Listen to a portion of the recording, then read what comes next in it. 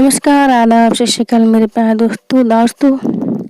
दोस्तों आज हमारे एमपीपीएससी मेंस पेपर 3 का ही दूसरा लेक्चर है, जिसमें हमने ऊर्जा के पूरे टॉपिक को कवर किया है। इसमें ऊर्जा से आपको कोई भी प्रश्न बाहर नहीं जाएगा। दोस्तों, हो सकता है कि मेरी वॉइस थोड़ी सी आपको डिफरेंट लगे क्योंकि थोड़ी सी तबीयत ठीक नहीं है। मैं कोशिश करूँगी कि आपको क्लियरली समझा पाऊँ। तो स्टार्ट करते हैं। ऊर्जा। आज हम ऊर्जा के बारे में विस्तृत से पढ़ेंगे। ऊर्जा क्या है, कैसी राशि है, क्या इसकी विमाएँ होती हैं, कितने इसके स्वरूप होते हैं, कार्य ऊर्जा प्रमेय क्या है, ऊर्जा की मात्रा क्या है, विभिन्न बिंदुओं पर हम प्रकाश डालेंगे। ऊर्जा किसी वस्तु के कार्य करने की क्षमता होती है। आप कितना कार्य कर सकते हैं? आप एक दिन में 4 सब्जेक्ट पढ़ सकते हैं। मैं एक दिन में एक ही सब्जेक्ट पढ़ सकती हूँ। तो जो मेरे एक सब्जेक्ट पढ़ने की क्षमता है वो मेरी ऊर्जा हो गई। आपकी 4 सब्जेक्ट पढ़ने की क्षमता है वो आपकी ऊर्जा हो गई। मान लो आप एक दिन में 12 घंटे पढ़ सकते हैं लगातार, वो आपकी क्षमता है, आपकी कार्य करने की क्षमता है, तो वो आपकी ऊर्जा हो गई।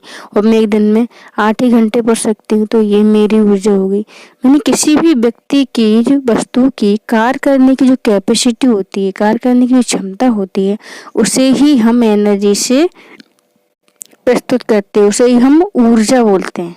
एनर्जी है ना, कार्य करने की क्षमता, पावर ऑफ वर्क। ठीक है। मात्रक क्या होता है इसका? जूल होता है। जो कार्य का मात्रक होता है जूल, जूल को हम न्यूटन इंटू मीटर भी लिखते हैं। जूल को क्या लिखते हैं हम? Newton into metre. कार्य का मात्रक भी जूल होता है, ऊर्जा का मात्रक भी जूल होता है। ऊर्जा अदिश राशि है। कैसी राशि है? अदिश राशि है, यानी ऐसी राशि जिनमें केवल परिमाण होता है, दिशा का ज्ञान नहीं होता है, उन्हें हम अदिश राशियां कहते हैं। तो ऊर्जा अदिश राशि है। इसका मात्रक होता है जूल, जिसे हम न्यूटन मीटर भी बोल देते हैं। इसका विमित सूत्र आप कैसे निकालेंगे? न्यूटन क्या लिखेंगे? न्यूटन मीन्स बल, एफ, तो न्यूटन को हम क्या लिखेंगे? एम ए, एफ बराबर एम ए। मीटर क्या होती है? मीटर होती है एक तरीके की लेंथ, दूरी। तो एम तो हो गया आपके मास को डेडिकेट करेगा, है ना, इंडिकेट करेगा, द्रव्यमान दर्शाएगा। और ए क्या होता है? त्वरण होता है। त्वरण क्या है? दूरी, वेग परिवर्तन की दर, दूरी यानी त्वरण होता है v अपॉन टी, वेग परिवर्तन की दर। v को हम क्या लिखेंगे? d upon T. तो ए क्या हो गया? d अपॉन टी स्क्वायर, यानी कि d हो गया l और अपॉन हो गया टी स्क्वायर, है ना, और ऊपर एक l है ही। तो M L two T minus two इसकी क्या हो जाती हैं? विमाएँ हो जाती हैं। M L two T minus two, जो कार्य की विमाएँ है वही आपकी ऊर्जा की विमाएँ है। जो कार्य का विमीय सूत्र है वही आपकी ऊर्जा का विमीय सूत्र है। जो कार्य का मात्रक है जूल, वही ऊर्जा का भी मात्रक होता है। ऊर्जा एक अदिश राशि है। ऊर्जा के अन्य मात्रकों पर हम देखते हैं। ऊर्जा के अन्य मात्रक देखो, MKS यानी कि मीटर किलोग्राम सेकंड पद्धति, और SI पद्धति में जो ऊर्जा का मात्रक है वो जूल होता है।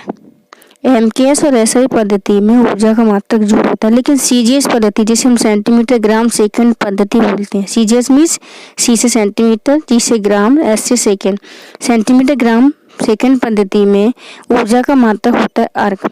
अन्य मात्रक भी होते हैं ऊर्जा के, जैसे वाट घंटा हो गया, किलोवाट घंटा हो गया। तो जूल और अर्क में संबंध क्या होता है? 1 जूल जो होता है, 1 जूल 10⁻7 अर्क के बराबर होता है। 1 जूल क्या होता है? 1 जूल बराबर 10⁻7 अर्क। ये होता है जूल और अर्ग में संबंध। अगर आ जाए कि जूल और अर्ग में संबंध व्यक्त कीजिए, 3 मार्कर में ऐसे ही प्रश्न आएंगे कि जूल और अर्ग में संबंध व्यक्त कीजिए, तो आप लिखेंगे 1 जूल बराबर 10⁻7 अर्ग और 1 अर्ग बराबर 10⁻−7 जूल। हो गया संबंध। यानी MKS SI मात्रक जूल है, CGS मात्रक अर्ग है, अन्य मात्रक है वाट घंटा, किलोवाट घंटा। वाट घंटा में क्या होता है? 1 वाट घंटा बराबर होते हैं 3600 जूल। 1 वाट घंटा क्या होता है? 3600 जूल। अब इसी को किलोवाट घंटा में चेंज करेंगे तो 3600 में क्या कर देंगे हम? किलो का मतलब होता है 1000, 3600 में हम करेंगे 1000 का गुणा, तो कितना हो जाएगा? ये कितने शून्य हुए? 3 2 5, तो 36 गुणा 10⁵5 जूल। लेकिन जब हम इसे स्टैंडर्ड फॉर्म में लिखेंगे तो एक क्या करेंगे, हम दशमलव बिंदु को पुट करेंगे तो यहाँ पर एक पावर क्या है, बढ़ जाएगी। तो 3.6 गुणा 10⁻6 जूल हो जाएगा 1 किलोवाट हावर इक्वल टू। तो 1 वाट हावर 3600 जूल, 1 किलोवाट हावर होता है 3.6 गुणा 10⁻6 जूल। आपसे पूछा जा सकता है कि 1 किलोवाट हावर में कितने जूल होते हैं। 3 मार्कर में ऐसे प्रश्न पूछे जा सकते हैं। तो आपको बताना होगा कि 1 kilowatt hour equal to 3.6 into 10⁻6 joule. Okay, हुआ क्लियर आपको। नेक्स्ट देखते हैं, ऊर्जा के कई स्वरूप भी हैं, तो उन स्वरूपों पर हम देखते हैं। पहला है यांत्रिक ऊर्जा, यानी यांत्रिक कार्य से प्राप्त ऊर्जा जो होती है उसे हम यांत्रिक ऊर्जा बोलते हैं, मैकेनिकल एनर्जी। यांत्रिक कार्य से प्राप्त ऊर्जा को हम यांत्रिक ऊर्जा बोलते हैं। 2 प्रकार की होती है, स्थितिज और गतिज ऊर्जा।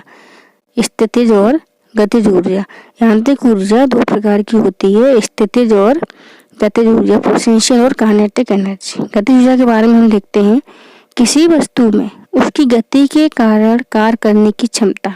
आप गतिमान हैं, चल रहे हैं, दौड़ रहे हैं, कोई कार्य कर रहे हैं, तो उस समय आपकी जो कार्य करने की क्षमता होगी उससे हम गतिज ऊर्जा बोलेंगे। तो किसी वस्तु में उसकी गति के कारण कार्य करने की क्षमता क्या है, गतिज ऊर्जा कहलाती है। इसका फॉर्मूला होता है kinetic energy equal to 1/2 mv², के बराबर 1/2 mv²। ये गतिज ऊर्जा का फॉर्मूला होता है। ठीक है, नेक्स्ट देखेंगे हम स्थितिज ऊर्जा। किसी वस्तु की विशेष स्थिति या विन्यास के कारण कार्य करने की क्षमता। वस्तु कहाँ स्थित है, कितनी ऊंचाई पर स्थित है, तो उसकी स्थिति के कारण उसमें जो ऊर्जा निहित होती है उसे हम स्थितिज ऊर्जा बोल देते हैं। Potential energy equal to mgh। m वस्तु का द्रव्यमान हो गया, g गुरुत्वीय त्वरण हो गया, h क्या है, हाइट, किस स्थान पर वस्तु है तो उस स्थिति में उसकी स्थितिज ऊर्जा क्या है, चेंज हुई। मानो कोई वस्तु यहाँ है अभी पृथ्वी पर, h का मान जो भी हो 0 हो सकता है, फिर वस्तु यहाँ पहुँच जाती है तो यहाँ ऊंचाई चेंज हो जाएगी, तो यहाँ पर स्थितिज ऊर्जा अलग होगी। यानी किसी वस्तु की उसकी स्थिति के कारण निहित ऊर्जा को स्थितिज ऊर्जा बोले थे। वस्तु कहाँ स्थित है उस आधार पर स्थितिज ऊर्जा का अंदाजा लगाया जाता है। ये वस्तु में ही संचित ऊर्जा होती है। ओके, सारी ऊर्जा को मात्रक जूल ही होता है, ऐसा ही मात्रक। ठीक है, अंत मात्रक हम बता चुके हैं। अर्ग है आपका किलोवाट हावर है, वाट हावर है। नेक्स्ट हम देखते हैं प्रत्यास्थ स्थितिज ऊर्जा। वस्तुओं में प्रत्यास्थ बलों के कारण जो संचित या निहित ऊर्जा है उसे हम प्रत्यास्थ स्थितिज ऊर्जा बोल देते हैं। प्रत्यास्थ वस्तुओं का वह गुण होता है जिसके कारण किसी वस्तु पर बल लगाया हमने, फिर हटा लिया। किसी वस्तु पर बल लगाकर हटाने पर वस्तु अपनी पहले वाली स्थिति में पहुंच जाती है, उसे बोलते हैं हम प्रत्यास्थ। जैसे कि स्प्रिंग हो गई, स्प्रिंग इस तरीके की पूरी है, हमने इसको बल लगाकर क्या कर दिया, हमने इसको बल लगाकर छोटा कर दिया, दबा लिया, लेकिन जैसे ही हम बल को हटाएंगे तो वह स्प्रिंग फिर से पूरी तरीके से अपनी प्रारंभिक स्थिति में आ जाती है। इसे बोलते हैं प्रत्यास्थता। तो प्रत्यास्थ बल के कारण निहित ऊर्जा को हम प्रत्यास्थ ऊर्जा बोल देते हैं। जैसे दबी अथवा खिंची स्प्रिंग में जो ऊर्जा होती है वो प्रत्यास्थ स्थितिज ऊर्जा कहलाती है। सौर ऊर्जा, सूर्य द्वारा विकिरित ऊर्जा। सूर्य जो कि संलयन ऊर्जा का मुख्य स्रोत है, जिसमें हाइड्रोजन हीलियम के संलयन से ऊर्जा का निर्माण होता है, उसके द्वारा जो विकिरण पृथ्वी को प्राप्त होते हैं उस ऊर्जा को हम सौर ऊर्जा कहते हैं। सौर ऊर्जा का स्रोत है नाभिकीय संलयन। तो सूर्य द्वारा विकिरित ऊर्जा, सूर्य पृथ्वी पर ऊर्जा का सबसे बड़ा स्रोत है, नवीकरणीय ऊर्जा का भी स्रोत है। इसके द्वारा विकिरित ऊर्जा जो है सौर ऊर्जा कहलाती है। सौर की ऊर्जा का स्रोत नाभिकीय संलयन है। आपको बता दें कि भारत सरकार ने 2022 तक सौर ऊर्जा से 100 गीगावाट नवीकरणीय ऊर्जा उत्पादन का लक्ष्य रखा था, जिसे बढ़ाकर 2024 कर दिया गया है ड्यू टू कोविड-19 केसेज। ओके, नेक्स्ट हम देखते हैं ऊष्मीय ऊर्जा। नेक्स्ट क्या देखते हैं हम, ऊष्मीय ऊर्जा। किसी गर्म वस्तु में अपने ताप के कारण कार्य करने की क्षमता। किसी गर्म वस्तु में अपने ताप के कारण कार्य करने की क्षमता को हम क्या बोलते हैं, ऊष्मीय ऊर्जा बोलते हैं। किसी गर्म वस्तु में अपने ताप के कारण कार्य करने की क्षमता ऊष्मीय ऊर्जा कहलाती है। नेक्स्ट हम देखेंगे विद्युत ऊर्जा। विद्युत द्वारा संचारित ऊर्जा जो है, विद्युत द्वारा संचारित ऊर्जा विद्युत ऊर्जा कहलाती है। अगला देखेंगे रासायनिक ऊर्जा। रासायनिक क्रियाओं में मुक्त ऊर्जा, जितनी भी केमिकल रिएक्शंस होती हैं उनके उपरांत जो ऊर्जा मुक्त होती है, जो ऊर्जा उत्पन्न होती है, उसे हम रासायनिक ऊर्जा बोलते हैं। जैसे कोयला, पेट्रोल, डीजल, इनमें जो निहित ऊर्जा है वो रासायनिक ऊर्जा है। कोयला, पेट्रोलियम, डीजल में निहित ऊर्जा रासायनिक ऊर्जा है, क्योंकि रासायनिक क्रिया के दौरान मुक्त हुई है। अब देखेंगे हम नाभिकीय ऊर्जा को। नाभिकीय क्रियाओं में उत्पन्न ऊर्जा, जितनी भी न्यूक्लियर रिएक्शंस होती हैं उनके दौरान जो ऊर्जा उत्पन्न होती है उसे हम नाभिकीय ऊर्जा बोल देते हैं। ध्वनि ऊर्जा 20 हर्ट्ज से 20,000 हर्ट्ज आवृत्ति के कंपन से उत्पन्न ऊर्जा को हम ध्वनि ऊर्जा बोल देते हैं। 20 हर्ट्ज की आवृत्ति हमको सुनाई नहीं देती है, 20 हर्ट्ज से ऊपर की हमको सुनाई देती है और 20,000 हर्ट्ज से भी ज़्यादा की हमको सुनाई नहीं देती। शब्द तरंगे और शब्द तरंगे पराशब्द तरंगों की कैटेगरी में इनको रखा जाता है ध्वनि ऊर्जा को। तो 20 हर्ट्ज से 20,000 हर्ट्ज की आवृत्ति के कंपन से उत्पन्न ऊर्जा को ध्वनि ऊर्जा कहते हैं। ध्वनि को बाद में हम विस्तार से पढ़ेंगे, हमारे टॉपिक में दिया हुआ है। प्रकाश ऊर्जा विभिन्न वस्तुओं को देखने में उपयोगी ऊर्जा है। हम अपनी आंखों से संपूर्ण पृथ्वी के सौंदर्य को देख पा रहे हैं, चाहे वो हरियाली हो या अंदर कोई हिल स्टेशन हो या कोई भौतिक सुंदरता हो, किसी भी चीज को हम देख पा रहे हैं तो उसमें योगदान प्रकाश ऊर्जा का ही है। प्रकाश ऊर्जा के कारण यह संभव हो पाया है कि हम पृथ्वी में की सुंदरता को, दुनिया के नेचर को देखने में सक्षम है। घूर्णन गतिज ऊर्जा, यदि घूर्णन अक्ष के प्रतः पिंड का जड़ता आई हो, कोणीय वेग ओमेगा हो, तो घूर्णन गतिज ऊर्जा होती है 1/2 I ओमेगा वर्ग। गतिज ऊर्जा तथा संवेग में हम संबंध देखेंगे। गतिज ऊर्जा क्या होती है? गतिज ऊर्जा होती है K बराबर 1/2 mv²। ठीक है, यहाँ सिर्फ v का वर्ग है, हमें m का वर्ग भी लेना है तो हम क्या करेंगे 1/2 m अकेला है ऊपर, 1 m का नीचे गुणा करेंगे, 1 m का क्या करेंगे ऊपर गुणा, तो इक्वल रहेगा इक्वेशन v का वर्ग। समझ में आया? तो m² v² हो गया, तो mv का हम होल स्क्वायर लिख सकते हैं 1/2 mv का होल स्क्वायर अपॉन m। तो mv के होल स्क्वायर की जगह क्या आएगा संवेग p बराबर mv होता है ना, तो हो जाएगा p² अपॉन m। ये हो गया गतिज ऊर्जा में संबंध। तो k बराबर 1/2 p² अपॉन m, यानी 1/2 mv का होल स्क्वायर बटे m। ये हो गया आपकी गतिज ऊर्जा और संवेग में संबंध।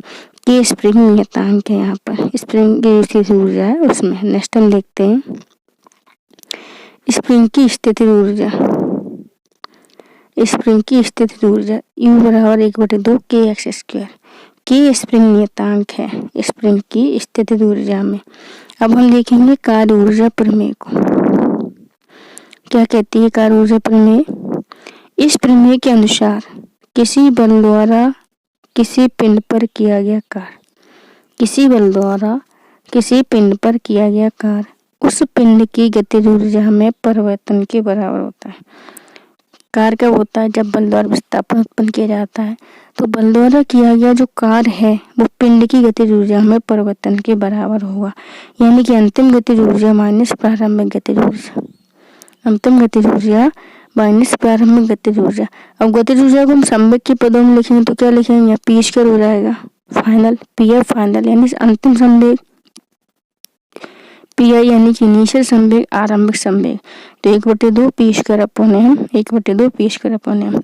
अंतिम संवेग को हमने pf यानी कि pf फाइनल और प्रारंभिक संवेग को pi यानी कि p फाइनल के से हमने इसको दर्शाया है। तो हम लिखेंगे 1/2 pf² माइनस pi²। u प्रारंभिक वेग, b अंतिम वेग। ओके, pi प्रारंभिक संवेग यानी इनिशियल, पीएफ अंतिम संवेग यानी कि फाइनल संवेग। तो समझ में आया, किसी बल द्वारा किया गया कार्य जो होता है पिंड की गतिज ऊर्जा में अंतर के बराबर होता है। अंतिम गतिज ऊर्जा माइनस प्रारंभिक गतिज ऊर्जा या संवेगों में के वर्गों के अंतर के भी बराबर होता है। अंतिम संवेग माइनस प्रारंभिक संवेग, इसको हम ऐसे भी लिख सकते हैं। क्या समझ में आया आपको? देखो क्या लिखा था इसमें, बल द्वारा किया गया कार्य जो है पिंड की गतिज ऊर्जा में परिवर्तन के बराबर होता है। हम इसको ऐसे भी लिख सकते हैं कि बल द्वारा किया गया कार्य पिंड के संवेगों के वर्ग के अंतर के बराबर होता है। पिंड के संवेगों में के वर्ग में अंतर के बराबर होता है। P F final square minus P initial square. Okay, विभिन्न युक्तियां हैं जो हम अपने, देखो साइंस आपको तभी समझ में आएगा जो अपनी डेली लाइफ से उसको जोड़ कर देखेंगे। डेली लाइफ में अब जो भी जीते हैं वो भी एक साइंस ही है। हम कितनी सारी डिवाइसेज का रोज यूज करते हैं, उनमें एनर्जी ट्रांसफॉर्म होती है एक रूप से दूसरे रूप में। क्या हम उसको देख पाते हैं? क्या हम उसको एग्जामिन कर पाते हैं? क्या उनको हम गौर से देखते हैं कि कौन सी एनर्जी इसमें ट्रांसफॉर्म हो रही है? तो ये हमारी डेली लाइफ से रिलेटेड है। तो विभिन्न डिवाइसेज जिनमें ऊर्जा का स्वरूप परिवर्तन होता है, जैसे कि बल्ब ही देते हैं जो हमारे घरों में, सबके घरों में विद्युत बल्ब रहता है। विद्युत बल्ब क्या करता है? हमको ऊष्मा और प्रकाश ऊर्जा देता है। तो ये क्या करता है? विद्युत ऊर्जा से ऊष्मा और प्रकाश ऊर्जा में परिवर्तन होता है। विद्युत बल्ब में विद्युत ऊर्जा का जो परिवर्तन है वो ऊष्मा और प्रकाश ऊर्जा में होता है, क्योंकि तभी तो हम देख पाते हैं। तो समझ में आया। विद्युत शेल, विद्युत शेल क्या करती हैं? रासायनिक ऊर्जा से विद्युत ऊर्जा में परिवर्तित करती हैं। रासायनिक ऊर्जा को विद्युत ऊर्जा में ये परिवर्तन करती हैं। सोलर सेल सौर ऊर्जा से विद्युत ऊर्जा में परिवर्तन करती हैं। जो सोलर सेल होती हैं वो सौर की ऊर्जा को एब्जॉर्ब करके उसको विद्युत ऊर्जा में चेंज करती हैं। नेक्स्ट हम देखते हैं मोमबत्ती। मोमबत्ती जो है जब वो जलती है तो रासायनिक ऊर्जा से प्रकाश और ऊष्मा ऊर्जा निकलती है, क्योंकि जब जला अंधेरा हो जाता है, हमने मोमबत्ती जलाते हैं तो हमको देख पाते हैं ना चारों ओर की चीजें, तो प्रकाश ऊर्जा हो गई। प्रकाश ऊर्जा के कारण ही तो हम दुनिया की चीजों को देख पा रहे हैं। और उसमें यानी कि उसमें गर्मी भी मिलती है, गर्मी का एहसास होता है। तो मोमबत्ती रासायनिक ऊर्जा को प्रकाश व ऊष्मा ऊर्जा में चेंज करती है। फोटोइलेक्ट्रिक सेल में क्या होता है? प्रकाश ऊर्जा से विद्युत ऊर्जा में परिवर्तन होता है। फोटोइलेक्ट्रिक सेल, फोटोइलेक्ट्रिक सेल जो प्रकाश विद्युत सेल होती हैं, इनको हिंदी में हम प्रकाश विद्युत सेल बोल सकते हैं। ये प्रकाश ऊर्जा से ये प्रकाश ऊर्जा से विद्युत ऊर्जा में परिवर्तन करती हैं। डायनेमो आपने देखा होगा, जैसे हम जनरेटर बोलते हैं। जनरेटर में क्या होता है? हमको घुमाते हैं डीजल वगैरह डाल के, तो यांत्रिक ऊर्जा से, जो हमारे यहाँ लाइट नहीं होती तब जनरेटर चालू करते हैं, लाइट आ जाती है, तो यांत्रिक ऊर्जा से विद्युत ऊर्जा का क्या होता है? निर्माण होता है। डायनेमो यानी कि जनरेटर, यांत्रिक ऊर्जा से विद्युत ऊर्जा का निर्माण होता है। यांत्रिक ऊर्जा किस फॉर्म में ट्रांसफॉर्म हो रही है? विद्युत ऊर्जा के फॉर्म में ट्रांसफॉर्म हो रही है। इसी के विपरीत होता है विद्युत मीटर। ये दोनों फॉर्म बहुत ज़्यादा एग्जाम में पूछे जाते हैं। डायनेमो यांत्रिक ऊर्जा को विद्युत ऊर्जा में चेंज करता है, जबकि जो विद्युत मोटर है, पानी के लिए जो हमारे विद्युत मोटर चलती है, तो विद्युत ऊर्जा से पानी चलने लगता है, यानी कि यांत्रिक कार्य होने लगता है। विद्युत मोटर विद्युत ऊर्जा को यांत्रिक ऊर्जा में परिवर्तित करती है।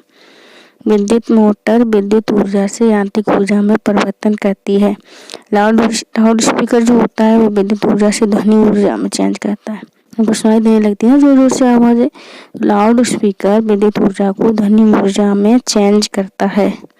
तो समझ में आया। विद्युत मोटर विद्युत ऊर्जा से यांत्रिक ऊर्जा, डायनेमो यांत्रिक ऊर्जा से विद्युत ऊर्जा, लाउड स्पीकर विद्युत ऊर्जा से ध्वनि ऊर्जा। माइक्रोफोन जो होता है वो ध्वनि ऊर्जा से विद्युत ऊर्जा में चेंज करता है, ध्वनि ऊर्जा को विद्युत ऊर्जा में रूपांतरित करता है माइक्रोफोन। ये सारे आपसे त्रिमार्क में पूछे जा सकते हैं। माइक्रोफोन क्या है या किस ऊर्जा को किस ऊर्जा में ट्रांसफॉर्म करता है, तो आपको ये पता होना चाहिए। सितार जो होता है वो यांत्रिक ऊर्जा से ध्वनि ऊर्जा, यांत्रिक ऊर्जा को ध्वनि ऊर्जा में, सितार को हम बजाते हैं तो यांत्रिक कार्य करते हैं ना, तो वो ध्वनि के रूप में ट्रांसफॉर्म होकर हमको सुनाई देता है। तो यांत्रिक ऊर्जा ध्वनि ऊर्जा के रूप में परिवर्तित होती है। इंजन ऊष्मा ऊर्जा से यांत्रिक ऊर्जा, इंजन जो होता है वो ऊष्मा ऊर्जा को यांत्रिक ऊर्जा में चेंज करता है। यानी इंजन को चालू करने पर कोई वर्क किया जाता है, किसी भी डिवाइस का इंजन हो तो कोई कार्य हो रहा है, यानी कि यांत्रिक ऊर्जा में परिवर्तन हो रहा है। कोयले का जलना, जब हम कोयले को जलाएंगे तो रासायनिक ऊर्जा से ऊष्मा ऊर्जा उत्पन्न होगी। खाना बनाते हैं ना, कोयले को जलाते हैं, रासायनिक ऊर्जा से कौन सी ऊर्जा निकलती है? ऊष्मा ऊर्जा। ऊष्मा से ही खाने का क्या होता है? पकता है हमारा खाना। तो हमने क्या क्या देखा? विद्युत बल विद्युत ऊर्जा से ऊष्मा प्रकाश ऊर्जा में चेंज करता है। विद्युत सेल रासायनिक ऊर्जा से विद्युत ऊर्जा को चेंज करता है। सोलर सेल सौर ऊर्जा को विद्युत ऊर्जा में बदलता है। मोमबत्ती रासायनिक ऊर्जा को प्रकाश व ऊष्मा ऊर्जा में बदलती है। फोटो इलेक्ट्रिक सेल प्रकाश ऊर्जा को विद्युत ऊर्जा में, डायनेमो यांत्रिक ऊर्जा को विद्युत ऊर्जा में और विद्युत मोटर विद्युत ऊर्जा को यांत्रिक ऊर्जा में चेंज करती है। लाउड स्पीकर विद्युत ऊर्जा को ध्वनि ऊर्जा में, माइक्रोफोन ध्वनि ऊर्जा को विद्युत ऊर्जा में, सितार यांत्रिक ऊर्जा को ध्वनि ऊर्जा में, इंजन ऊष्मा ऊर्जा को यांत्रिक ऊर्जा में, कोयले का जलना रासायनिक ऊर्जा से ऊष्मा ऊर्जा। ठीक है, तो ये क्या है? ऊर्जा का एक रूप से दूसरे रूप में चेंज हो रहा है, क्योंकि ऊर्जा संरक्षण का नियम भी यही कहता है कि ऊर्जा न तो उत्पन्न की जा सकती है और ना ही नष्ट की जा सकती है, सिर्फ और सिर्फ उसका स्वरूप परिवर्तन हो सकता है। यानी प्रकाश ऊर्जा से ऊष्मा ऊर्जा में चेंज हो जाती है, ऊष्मा ऊर्जा से यांत्रिक ऊर्जा में चेंज हो जाती है, रासायनिक से ऊष्मा में चेंज हो जाती है। यानी एक रूप से दूसरे रूप में ऊर्जा क्या है? चेंज होती रहती है। अब हम स्थितिज ऊर्जा और गतिज ऊर्जा में क्या है अंतर देख लेते हैं। स्थितिज ऊर्जा और गति, स्थिति के कारण जो निहित ऊर्जा है उसे हम बोलेंगे स्थितिज ऊर्जा, और गति के कारण निहित ऊर्जा गतिज ऊर्जा। इसका सूत्र होता है P=mgh। जितनी हार्ट पर व्यक्ति होगा उसी हिसाब से हार्ट रख के हम निकाल लेंगे स्थितिज ऊर्जा को। गतिज ऊर्जा 1/2 mv² होती है। स्थितिज ऊर्जा क्या है? जहाँ कोई वस्तु स्थित है तो अक्रियशील ऊर्जा होती है, स्थिति कारण होती है। जबकि गतिज ऊर्जा गतिशील अवस्था में होती है, कोई वस्तु गतिशील है तो क्रियाशील ऊर्जा होती है। ये ऊंचाई बदलने पर स्थितिज ऊर्जा बदल जाएगी क्योंकि हाइट चेंज होगी, और गति बदलने पर गतिज ऊर्जा में चेंज होगा क्योंकि वेग चेंज होगा। ऊंचाई पर स्थित ब्रह्मावस्था में के पिंड में केवल स्थितिज ऊर्जा होती है। अगर कोई पिंड ऊंचाई पर स्थित है और विराम में है, चल नहीं रहा है, तो सिर्फ उसमें क्या होगी? स्थितिज ऊर्जा होगी। लेकिन कोई पिंड गतिशील अवस्था में है ऊंचाई पर, तो उसमें स्थितिज ऊर्जा भी होगी और गतिज ऊर्जा भी होगी, दोनों ही ऊर्जा उसमें विद्यमान होंगी। स्थितिज ऊर्जा संचित ऊर्जा, क्योंकि वस्तु में निहित होती है स्थिति के कारण, जबकि गतिज ऊर्जा संचित ऊर्जा नहीं है। स्थितिज ऊर्जा मानक स्थिति के सापेक्ष होती है और गतिज ऊर्जा किसी स्थिति पर निर्भर नहीं करती है। ठीक है, तो ये हो गया हमारे स्थितिज और गतिज ऊर्जा में अंतर। अब देखते हैं शक्ति और ऊर्जा में अंतर।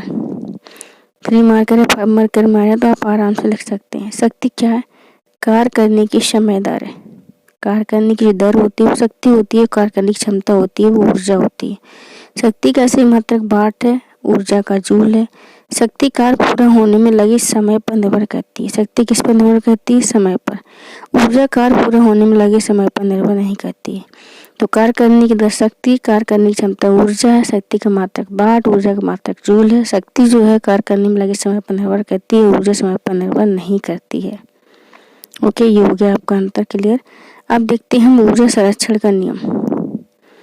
ऊर्जा संरक्षण का नियम, इस नियम के अनुसार ऊर्जा न तो उत्पन्न की जा सकती है न ही नष्ट की जा सकती है, इसका केवल स्वरूप परिवर्तन होता है। यानी कि डायनेमो क्या करता है? विद्युत ऊर्जा को यांत्रिक ऊर्जा में चेंज करता है, यांत्रिक ऊर्जा को विद्युत ऊर्जा में चेंज करता है। तो क्या है? ऊर्जा का स्वरूप चेंज हो रहा है, यांत्रिक ऊर्जा से विद्युत ऊर्जा में चेंज हो रही है। संसार की समस्त ऊर्जा की मात्रा जो है नियत रहती है। संसार की समस्त ऊर्जा की मात्रा नियत रहती है। ऊर्जा न तो नष्ट की जा सकती है ना ही उत्पन्न की जा सकती है, इसका केवल स्वरूप परिवर्तन हो सकता है। स्वरूप को हमने ऊपर परिवर्तन अभी देखा था स्लाइड में कि विद्युत बल विद्युत ऊर्जा से ऊष्मा प्रकाश ऊर्जा में चेंज हो रहा था। विद्युत सेल रासायनिक ऊर्जा को विद्युत ऊर्जा में बदल रही थी। सोलर सेल सौर ऊर्जा को विद्युत ऊर्जा में चेंज कर रहा था। मोमबत्ती रासायनिक ऊर्जा को प्रकाश और ऊष्मा ऊर्जा में चेंज हो रही थी। जो फोटो इलेक्ट्रिक सेल है, जो प्रकाश विद्युत सेल है, उसमें ऊर्जा प्रकाश ऊर्जा से विद्युत ऊर्जा में बदल रही थी। डायनेमो में यांत्रिक ऊर्जा विद्युत ऊर्जा में चेंज हो रही थी। विद्युत मोटर में विद्युत ऊर्जा से यांत्रिक ऊर्जा में चेंज हो रही थी। लाउड स्पीकर विद्युत ऊर्जा से ध्वनि ऊर्जा को चेंज कर रहा था। माइक्रोफोन जो है उसमें ध्वनि ऊर्जा विद्युत ऊर्जा में बदल रही थी। सितार में यांत्रिक ऊर्जा ध्वनि ऊर्जा में चेंज हो रही थी। इंजन में ऊष्मा ऊर्जा यांत्रिक ऊर्जा में चेंज हो रही थी। कोयले का जो जलना है उसमें रासायनिक ऊर्जा ऊष्मा ऊर्जा में चेंज हो रही थी। यानी कि ऊर्जा न तो उत्पन्न की जा सकती है न नष्ट की जा सकती है, इसका केवल स्वरूप परिवर्तन होता है और संसार की समस्त ऊर्जा की मात्रा नियत है। तो ये हमारा आज ऊर्जा का टॉपिक हो गया कंप्लीट। आई होप आपको क्लियर हुआ होगा, और आपको कोई भी डाउट है तो कमेंट बॉक्स में बता सकते हैं, उसको क्लियर किया जाएगा। तो ये आप ध्यान रखें, अगर 3 मार्कर में आता है तो सीधे से परिभाषा लिखें, बहुत ही शॉर्ट में, क्योंकि 10 शब्द में आंसर देना है तो कैसे लिखेंगे। ऊर्जा में कार्य करने की क्षमता, बस कहलाती कहलाता छोड़ दो। एक लाइन में कार्य करने की क्षमता हो गई ऊर्जा, अदिश राशि, मात्रक, जूल, विमेय सूत्र, हो गया आपके 10 वर्ड। इस तरीके से आपको लिखना है। ऊर्जा क्या लिखेंगे हम, परिभाषा में हो गई कार्य करने की क्षमता, खत्म। इन लिखना कहलाती कहलाता है, राशि, अदिश, मात्रक, जूल, विमेय सूत्र, ml/2 T-2। ठीक है, ये हो गया आपका ऊर्जा का 3 मार्कर क्वेश्चन। 5 मार्क में थोड़ा विस्तार से परिभाषा लिखिए, राशि लिखिए, बताइए, एग्जाम्पल दीजिए, एक आध ऊर्जा को परिभाषित कीजिए, ऊर्जा संरक्षण के नियम के बारे में बता सकते हैं। तो इस तरीके से आप क्या है आंसर की फॉर्मेटिंग कर सकते हैं। हमें पढ़ते हुए ये भी देखना होता है कहाँ से 3 मार्कर बन सकता है, कहाँ से 5 मार्कर, कहाँ से 11 मार्कर, है ना। क्योंकि हर यूनिट से आपको 2 3 मार्क, 3 3 मार्कर, 2 5 मार्कर, 1 11 मार्कर आपको पूछा जाना है। तो इस चीज़ का भी हमको ध्यान रखना है। तो आई होप आपको ऊर्जा का टॉपिक क्लियर हुआ होगा, है ना। ऊर्जा की मात्रा के बारे में हमने पता, यहाँ से भी 3 मार्क के प्रश्न बन सकते हैं कि जो मात्रकों में आप संबंध बताइए, ऐसे मात्रक क्या है, सीजीएस मात्रक क्या है, 1 किलोवाट आवर कितना होता है ना। किलोवाट आवर जूल में संबंध बताइए, तो आपको तभी तो बता पाएंगे जब आपने ध्यान से पढ़ा होगा। यहाँ से भी 3 मार्क के प्रश्न बन सकते हैं। जूल अर्ग में संबंध बताइए, किलोवाट आवर जूल में संबंध बताइए, तो ये आपको पता होना चाहिए।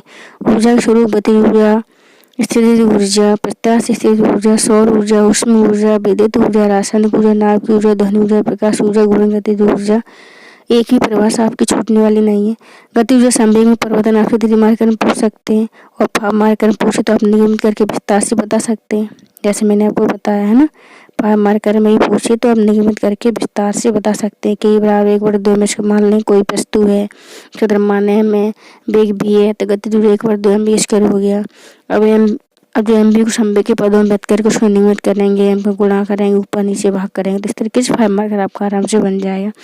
स्प्रिंग की स्थिति ऊर्जा, कार्य ऊर्जा, प्रमेय के बारे में बता सकते हैं। 5 मार्कर में आपसे आ सकता है तो आप आसानी से इसको कर पाएंगे। 5 मार्कर में सिर्फ 50 शब्द देने और आप आराम से इसको कर पाएंगे। मैंने कोई फालतू शब्द जोड़े ही नहीं है, टू द पॉइंट, एकदम सिलेक्टिव वर्ड यूज किए हैं, जो कि आप एजिस्टेड अगर पेपर में लिख के आती है तो आपको 100 नंबर मिलेंगे।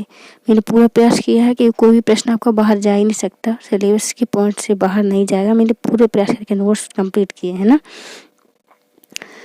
तो हम देखते हैं विभिन्न युक्तियों में ऊर्जा का स्वरूप का परिवर्तन। ये भी आपसे 3 मार्क में पूछ लें इन युक्तियों में ऊर्जा का स्वरूप में कैसे परिवर्तन होता है, तो आप आराम से इनको बताने में सक्षम हैं।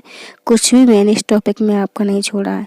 ये 5 मार्कर में, 11 मार्कर जैसे भी आपसे पूछा जाए तो स्थिति ऊर्जा, गतिज ऊर्जा में आप आसानी से अंतर बता सकते हैं। ठीक है, नेक्स्ट हम देखते हैं शक्ति और ऊर्जा। ये 3 मार्कर में आप आंसर दे सकते हैं, 5 मार्कर में भी दे सकते हैं, क्योंकि 5 मार्कर में देना होगा तो फिर और मात्रकों में संबंध बता देंगे आप इनमें, है ना।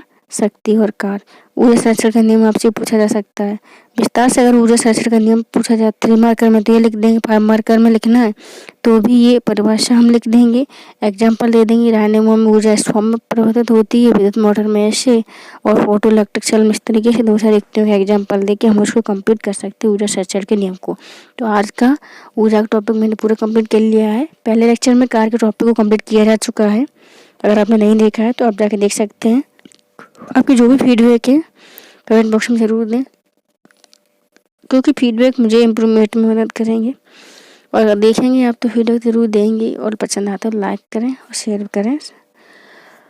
चैनल पर नए हैं तो सब्सक्राइब भी कर सकते हैं अगर आपको पढ़ना है तो, क्योंकि पढ़ने में लोगों का मन कम लगता है। वही क्या, कोई जोक्स वाला वीडियो ना तो भर भर के लाइक ठोकते हैं लोग, शेयर भी दबा के करते हैं ना।